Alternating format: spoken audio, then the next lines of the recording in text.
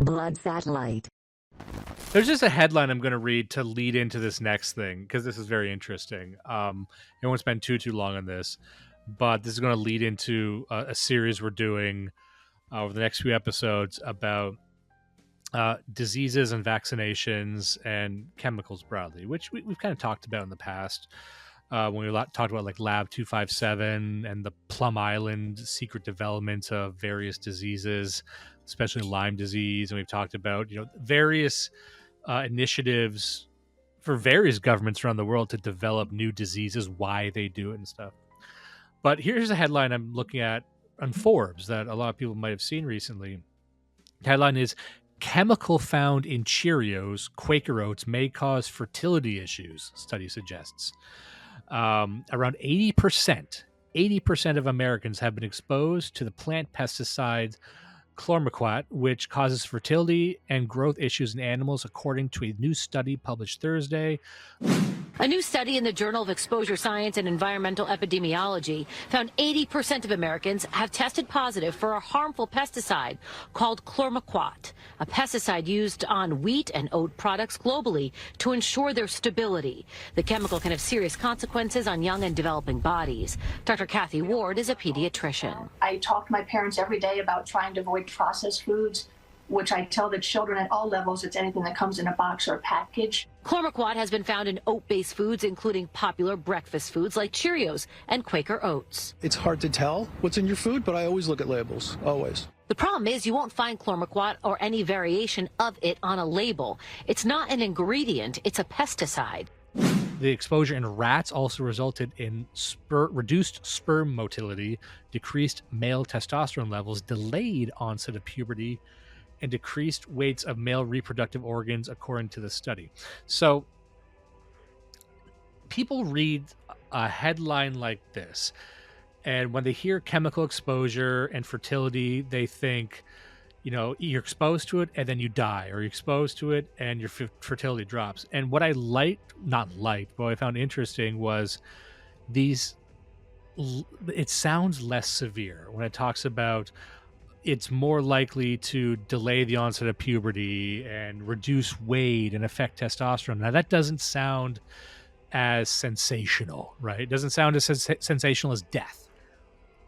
But it's almost more certain that these secondary and tertiary effects will happen to a broader set of the population, but people don't care as much if it doesn't kill you. But let's see here.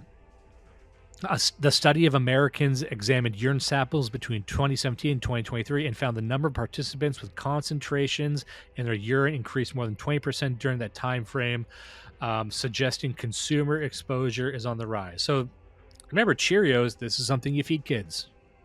Cheerios is something you give for infants as a snack. It's what they recommend. It's a safe snack to give to them. A lot of kids will eat this all up into school. School snacks and whatnot, including babies. It's an easy thing to give them. I'm not going to spend too long on that, but what I wanted to introduce is the idea that cumulative exposure at different ages has different effects. And it's almost these, like I said, the secondary and tertiary listed effects that have the most negative impact. And I think this was always what was missing on the discussion of vaccines.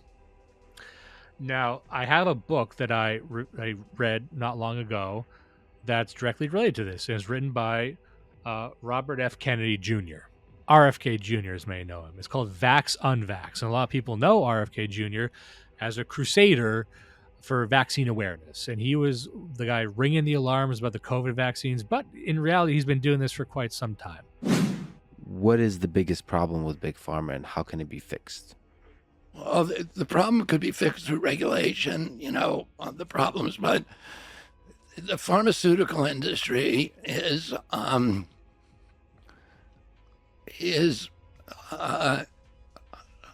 don't want to say, because this is going to seem extreme, that a criminal enterprise, but if you look at the history, that is an applicable description or characterization. For example, the four biggest vaccine makers, Sanofi, Merck, Pfizer, and Glaxo, 4 companies that make all of the 72 vaccines that are now mandated for effectively mandated for American children.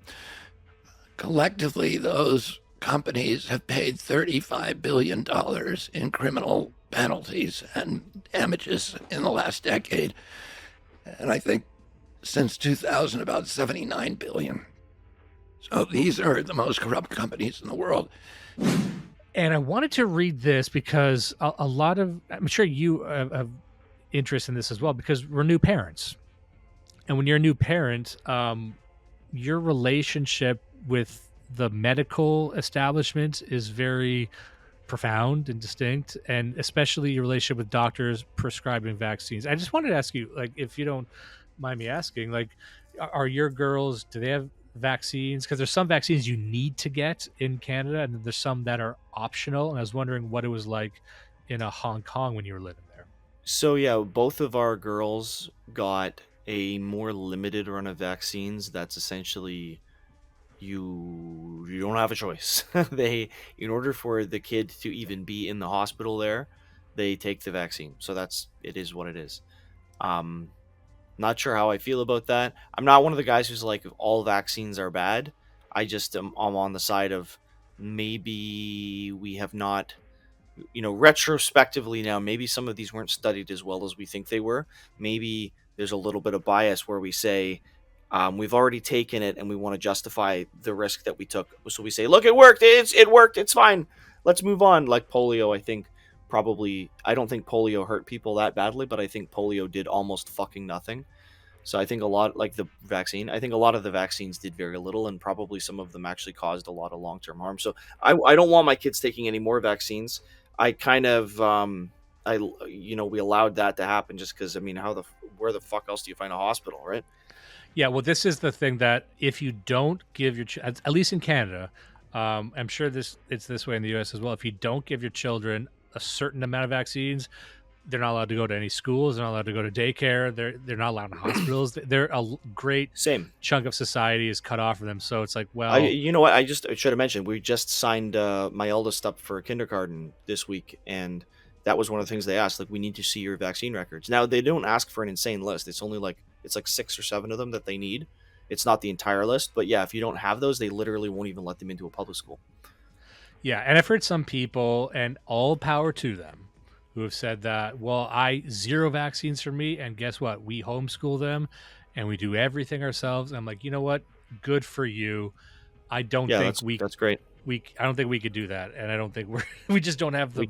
We can't all do that. Yeah. Yeah, but hey, if you can, I think that's a goal. You know what? From a civilizational standpoint, I think it would be a goal for me.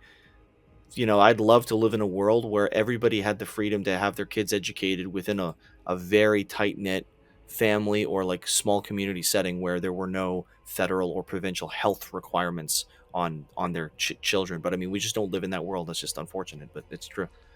Yeah. And so with that in mind, I read this book because it's still top of mind for me because, as they get older, I even asked the doctor this question and they said, oh, we gave Nichols this vaccine. Would you like these vaccines? And I asked, well, are they required? And she's like, no, they're optional. And I said, no, but there's a tone you get when you don't enthusiastically jump at vaccines a lot of the time. COVID, not so much. People are largely waking up to the COVID vaccine, I think, and we're going to get to that here. The book in question is titled Vax-Unvax. The entire purpose of the book, it's a pretty short book.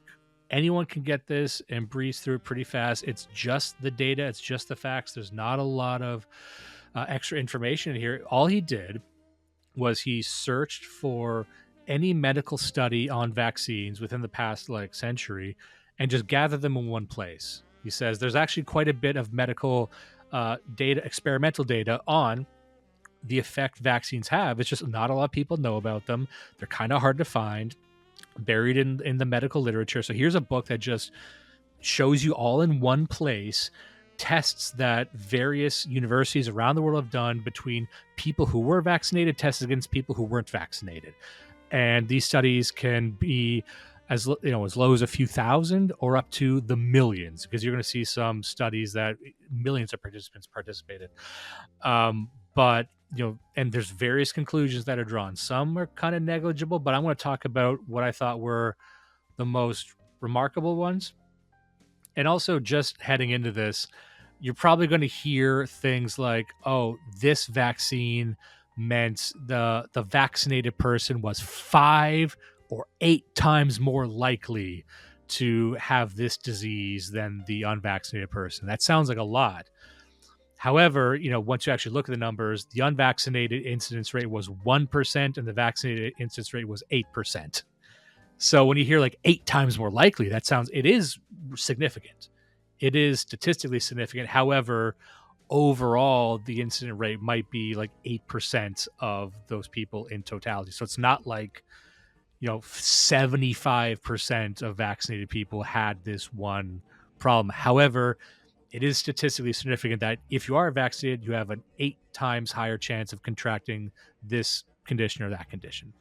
And one point he makes in the book, and I'll get to this now in case I don't get to it later, is that the problem with a lot of the scientists and medical professionals who try and bury this thing is that they don't keep their window of time wide enough to actually measure the effects. Because the problem, and we'll see this in the next episode when we talk about excitotoxins, it's that usually it's a delayed reaction.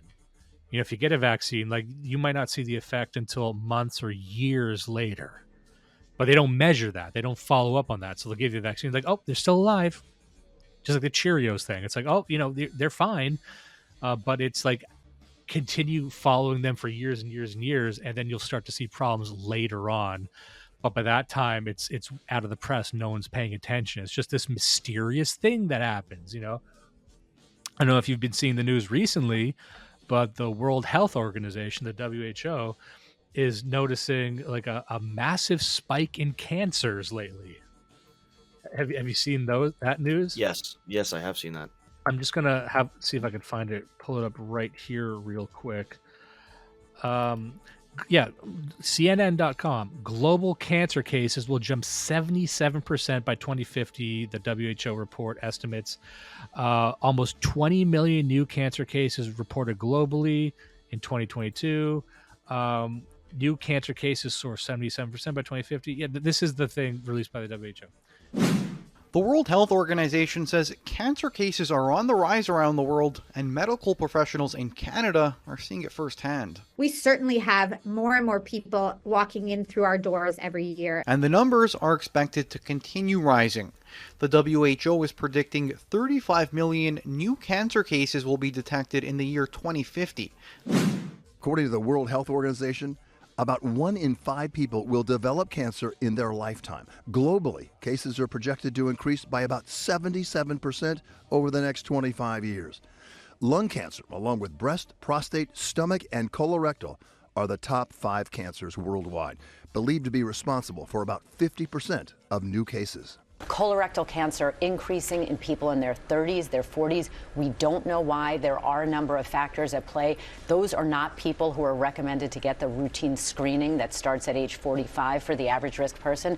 Their symptoms a lot of times can be dismissed by a healthcare provider. And again, diet, obesity, environmental factors, all theory. 60% of new cases are advanced stage disease, and rates are increasing among younger people. Shockingly, 1 in 5 people who will be diagnosed presently are younger than 55 years of age, which is quite young for colorectal cancer. Doctors aren't sure what's driving that trend, but say more than half of colorectal cancers are attributed to factors under your control, like diet, exercise, and smoking. My layperson understanding of cancer, and we'll get to this in like the third book, not this one, not the next one, but the one after that. I used to think that cancer was just something genetic or just something that your body did on a long enough timeline. That's what you would always hear, is that if nothing gets you in life, cancer is going to get you one day. But I never really thought about it, that cancer is something you could be infected with or something cancer can be given to you, which makes sense. You can get lung cancer, right? You can get cancer from poor diets in a sense. But I never thought of cancer that's something you could be injected with something and it would give you cancer. but that does happen. Yeah, yeah. It happens. It's actually not that hard to do. And we'll get to that in the future when we talk about this is what they were doing in the 60s with monkey viruses. They're trying to generate new types of cancer delivery agents within, chimpanzees. Anyway, that's neither here nor there. But anyway, that's when you think about things that can be caused by vaccines, it could be cancer. There's a lot of things that we're going to see in the next little bit that you wouldn't think could be caused by vaccines. But anyway, I'll get into it right now. Starts off the book, RFK Jr., saying that autism, ADHD, epilepsy, autoimmune disorders, deadly allergies, SIDS, which is sudden infant death syndrome, juvenile rheumatoid arthritis, diabetes, learning disabilities, and more have been increasing for over 30 years. Over 50% of our children are chronically ill. An NIH study found that 49.5% of adolescents aged 13 to 18 have a mental disorder. This is unacceptable. That's what he writes. And, he's a serious person. And all of the individuals you'll see in this book, they're very serious people. And a lot of, regular people have noticed, it seems that there's a lot of people with mental disorders. There's a lot of people with chronic illnesses, I remember I was watching a performance by a musician named Tyler, the Creator. He did this performance, this really, really good performance at the Grammys years ago. And mid-performance, a lot of people were pointing out that he takes a break and takes a puff of his inhaler, right? Everyone's like, because he's kind of like funny guy, kind of a nerdy guy like that. But I'm also like, yeah, but that's new, right? That's new that so many people have puffers. There's a lot of people with asthma. There's more people with glasses now than I think there's ever been in human history. Little things. It's not that more people are dying. It's not everyone's dying of AIDS. It's just like little health, glitches seem to happen with wider regularity. And you're not crazy for noticing that. When CDC was thinking of recommending this chickenpox vaccine as mandating for children, they did a study, and the scientist they hired to do that study was a scientist called Gary Goldman, a contract scientist. And he did the study in an isolated place in California called Antelope Valley, a long-term study. And what they find is if you give the chickenpox vaccine, mass vaccinate with chickenpox, it stops chickenpox, but it causes shingles epidemics later on, which are 20 times as deadly as chickenpox. So nevertheless, despite those studies, we mandated for American children in this country. In Europe, they don't. If you go to the British National Health Service website right now, you can read on that where they say, we do not recommend chickenpox vaccines because it causes shingles epidemics later on. And that's the problem. You can't just look at, you can say that this product is going to prevent this particular disease, but you have to look at the long-term impacts. Vaccines, like other medicines, have injuries that have long diagnostic horizons.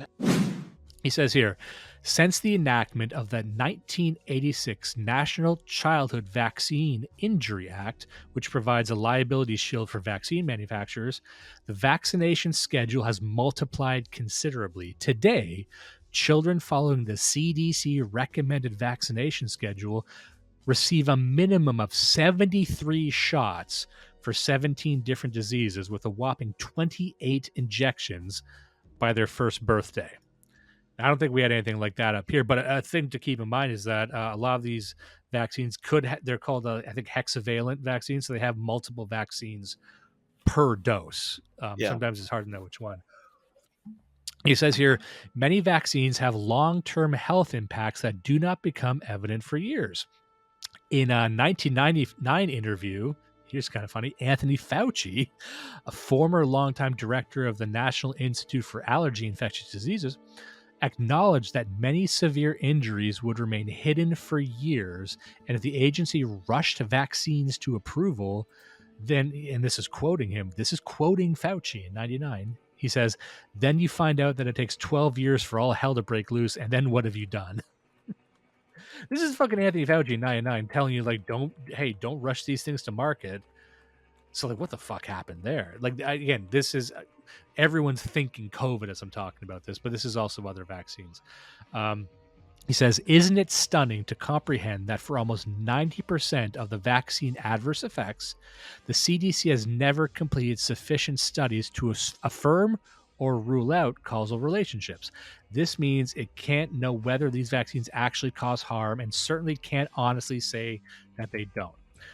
And he says, the Lazarus study, which the CDC funded and then abandoned, likely because the agency didn't like the results, stands in stark contrast to their 1 in a million figure that they're always rolling at. It's like a 1 in a million chance that something bad will happen.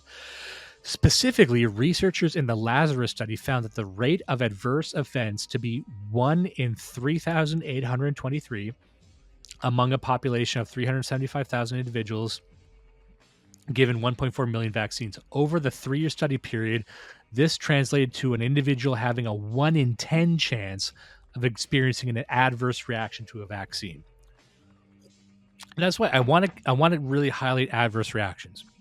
Because again, when people hear vaccines, it's like, oh, we, with the COVID vaccine, you hear about myocarditis. Like, you get the vaccine, you'll die right away.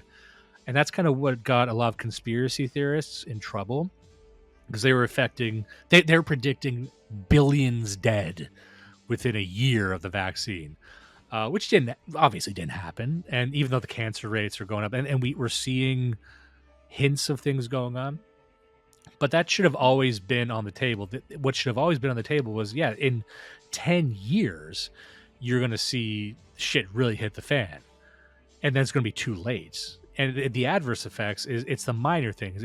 Look at sperm counts, look at heart arrhythmia increases, look at incidences of like bone density going down. Like, everything's on the table when it comes to vaccines, especially when it comes to mRNA vaccines. And these little changes in a wind-up population change the society completely. An incidence of like mood destabilization, even like that can change an entire generation. Maybe less things are invented now. You know what I mean? Like, it's these little things that cumulatively are just as bad as the people dropping dead, which is more sensational. But it's almost like if people don't drop dead, then people think everything's fine. It's not fine, and that's really what this book is about. He says public health experts assert that they can't feasibly study vaccinated versus, and this is wild. Let me start from the beginning. Really pay attention to this. This is why they don't like doing the studies. He says public health experts assert that they can't study vaccinated versus unvaccinated populations because it would be unethical to complete this sort of study where researchers withhold life-saving vaccines from the placebo control group.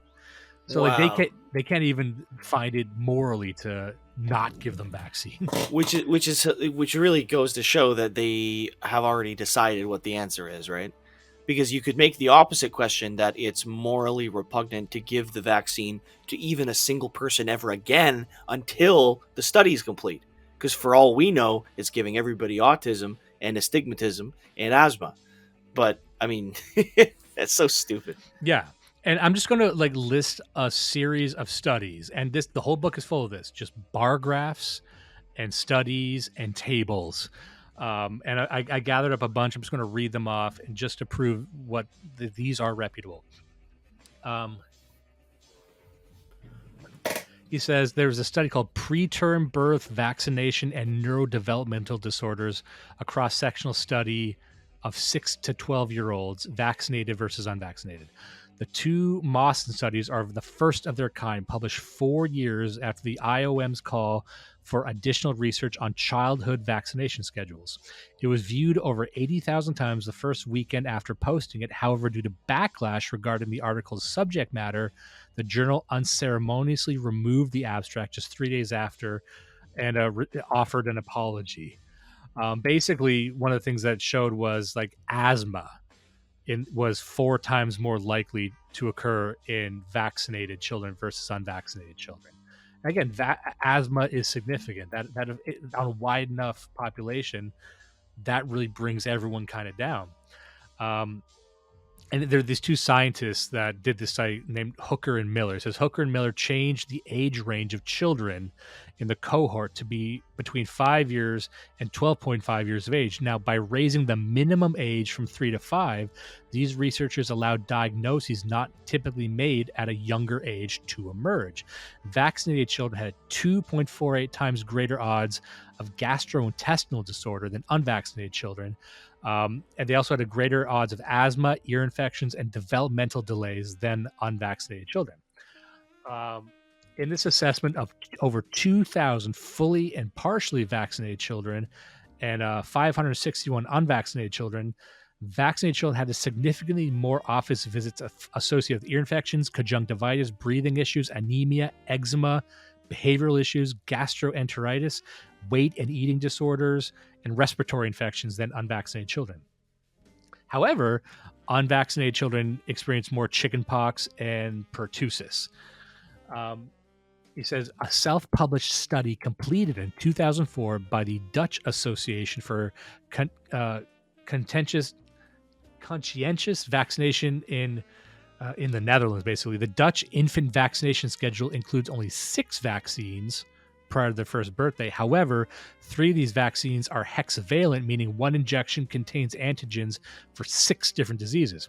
Now, although vaccination protected against these diseases such as pertussis and measles, vaccinated children had a far greater incidence of behavioral issues, seizures, loss of consciousness, antibiotic use, and hospital visits, among others. That's another thing you could track with these. Like you can just tracking hospital visits generally.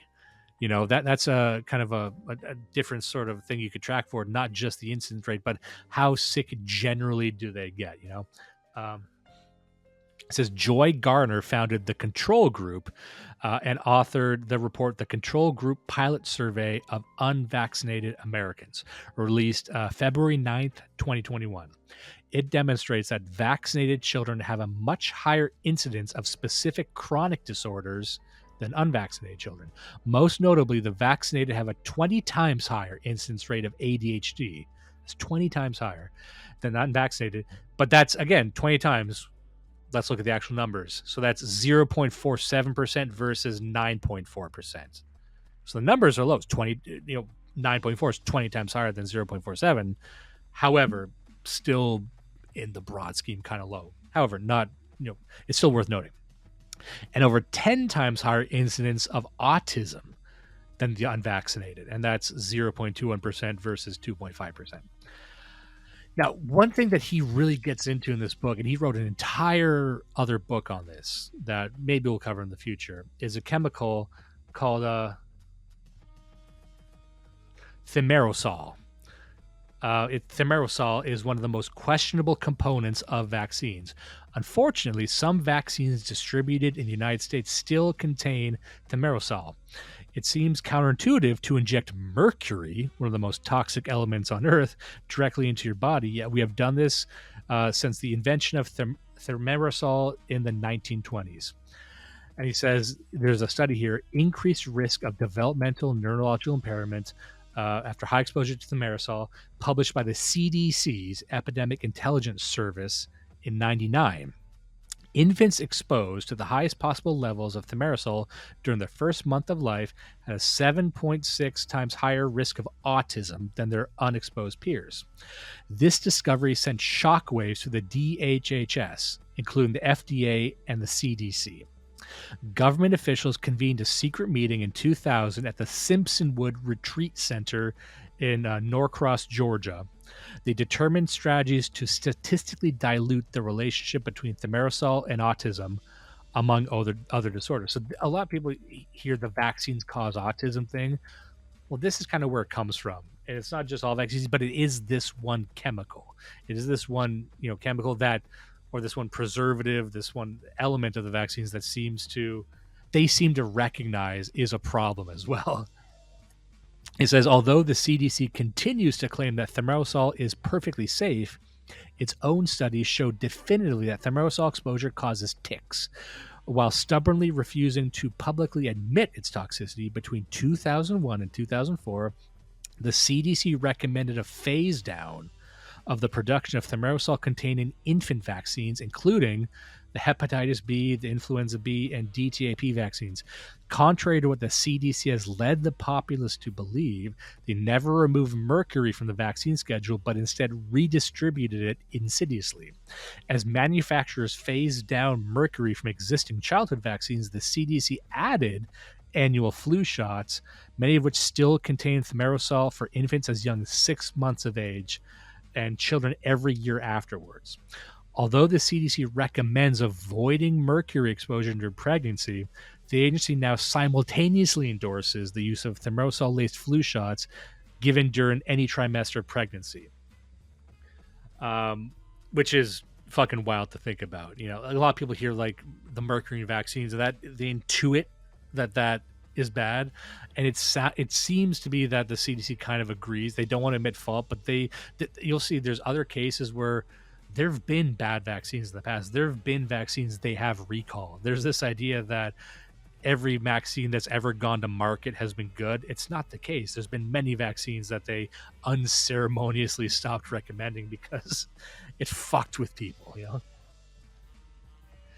And here's the example of that. It has to do with a rotavirus. There's this study that was called Intussusception Risk and Health Benefits of the Rotavirus Vaccination in Mexico and Brazil, published in the New England Journal of Medicine in 2011. The study authors state, regarding the effect observed by the Rotarix vaccine, that's the name of it, Rotarix, intussusception is a life-threatening illness that occurs when a portion of the intestine folds like a telescope, with one segment slipping under the other. Sounds horrible. You're 5.8 times more likely to have it with that vaccine. And the first rotavirus vaccine was called RotaShield, was withdrawn from the U.S. entirely because it induced a very, very high rate of intussusception. So, like, that's like they had a vaccine that they admit caused this problem. Then they released another one that kind of still has that problem. But, you know, just to establish that it's not uncommon that vaccines could, like, make your fucking intestines fold in on themselves. He says, narcolepsy is a serious, chronic, and potentially debilitating illness characterized by a tendency to fall asleep at inappropriate times. It's believed to be due to an autoimmune attack on the sleep center of the brain. There's no known cure.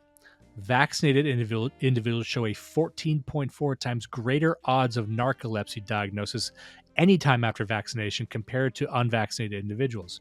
And the study is called Risk of Narcolepsy in Children and Young People Receiving ASO3 Adjuvant Pandemic, blah, blah, blah, a retrospective analysis published in BMJ.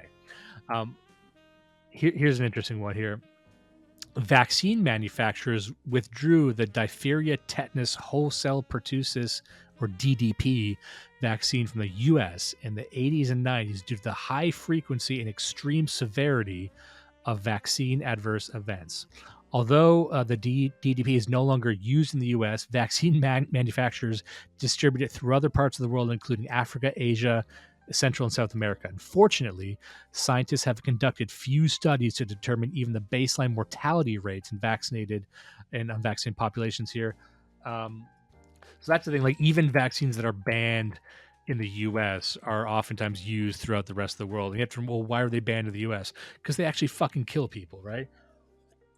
And here's the DDP vaccine. Here's a study on it published in 1987 in the American Journal of Public Health: Diphtheria, Tetanus, Pertussis, Immunization, and Sudden Infant Death Syndrome. Researchers studied U.S. children born between 72 and 83 who received that vaccine. In this cohort, infants weighing no more than 2,500 grams at birth experienced 7.3 times more sudden infant death syndrome. Because that's the other thing, like SIDS. Like, what is SIDS? We talked about this when Nichols was stillborn, but it's something that every parent is terrified of. And it's something that's widely accepted. Like, SIDS, what the fuck is that? Well, it is what it sounds like. The kid just fucking dies randomly. Now, oftentimes we believe that it might just be cover for parents smothering their children in their sleep, but oftentimes it could just be the vaccines too. You know, you inject them right away, and then they just die, and they don't. And of course, they don't want to look into why, or they can't look into why, because it's a baby corpse, right? It says the CDC's U.S. childhood vaccination schedule has included the hepatitis B vaccine, since the 1990s. It recommends that medical practitioners give the first dose on the first day of life. However, several vaccinated versus unvaccinated studies investigate adverse effects associated with hepatitis B vaccine. Here's one called Hepatitis B Vaccine and Liver Problems in U.S. Children, published in the journal Epidemiology in 99. Within the study in 93, children under 6 years of age who received at least one dose of the hepatitis B vaccine were 2 times more likely to be diagnosed with liver problems than children who didn't. I'm going to jump ahead right here to the COVID stuff, because the COVID stuff kind of comes at the end after building a case for this. And there's this one fascinating study. It's the title of the study is called SARS-CoV-2 Vaccination and Myocarditis in a Nordic cohort study of 23 million residents, published in the journal JAMA Cardiology in 2022. Participants in the study included 23 million Nordic country residents ages 12 and older. Pretty big sample size. Researchers observed the highest risk in males between 16 and 24 of age after receiving the second Moderna mRNA or the Pfizer BNT vaccine. And that's something that becomes clear once you look at the vaccines. Oftentimes it's not the first vaccine, it's the second or the third. And with COVID vaccines especially, what they found was it's the second vaccine or the second booster that causes the most problems. If you just had one vaccine, a lot of the times you're okay. It's the second that fucks you up, and the third also fucks you up, but slightly less. There's just something about the second one where people are really getting the worst adverse effects. Not sure why, but that's just what the data shows. And here's another study: acute myocarditis following a third dose of COVID-19 mRNA vaccination in adults, published in the International Journal of Cardiology. The risk of myocarditis within 7 days of the second vaccine was 10 times higher than in the baseline period. The risk of myocarditis within 7 days of the third vaccine was 6.8 times higher than the baseline period. The baseline period was 365 days. No statistically significant risk was associated with the first dose of the mRNA vaccine received in the study. There's one last study here, post-marketing active surveillance of myocarditis. This is an Italian study. These titles are very, very long, so I'm kind of skip through the titles. Multi-database self-controlled series study. In this study, males receiving the first or second dose of mRNA 1273 had approximately 12 times greater risk of myocarditis or pericarditis within 7 days of vaccination compared to the baseline period.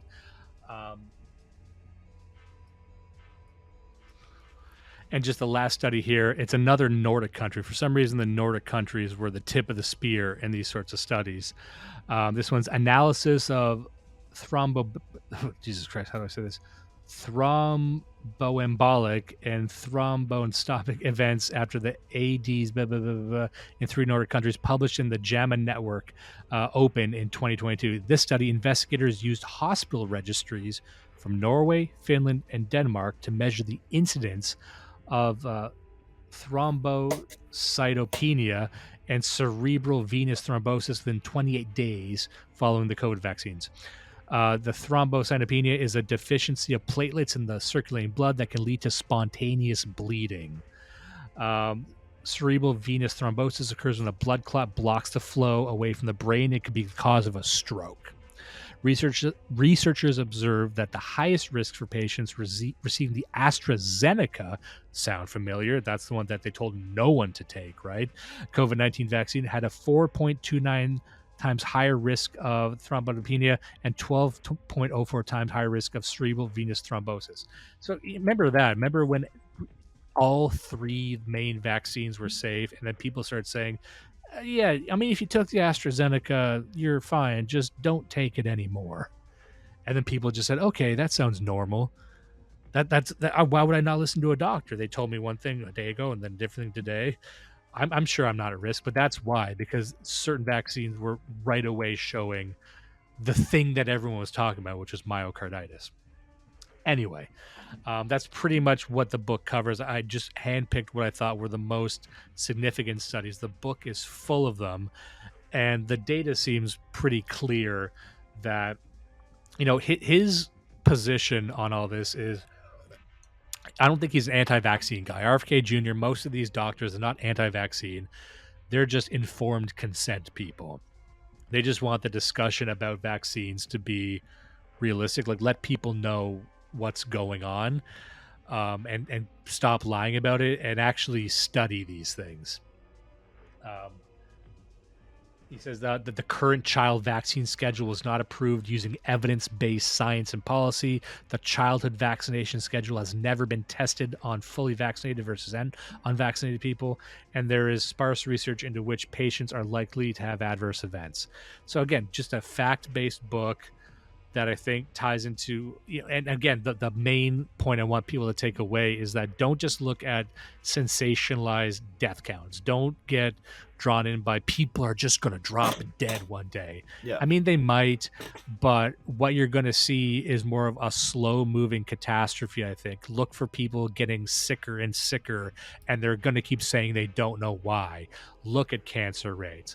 Look at heart disease rates. Look at liver failures. Look at, these are going to be long trends you got to look out for. And the problem is you're not going to, by the time you notice it, you're not going to be able to blame anyone. But really, he's kind of making the case now that it's like, no, this has happened already. You actually can blame them for all this stuff. There's people who are currently not being held accountable for how many kids have fucking died because of this. Yeah. And we're not even talking about it. Anyway, what are your thoughts on that? No, absolutely. I like that approach to it. Like, let's not go full in the other direction and say vaccine as a technique is bad.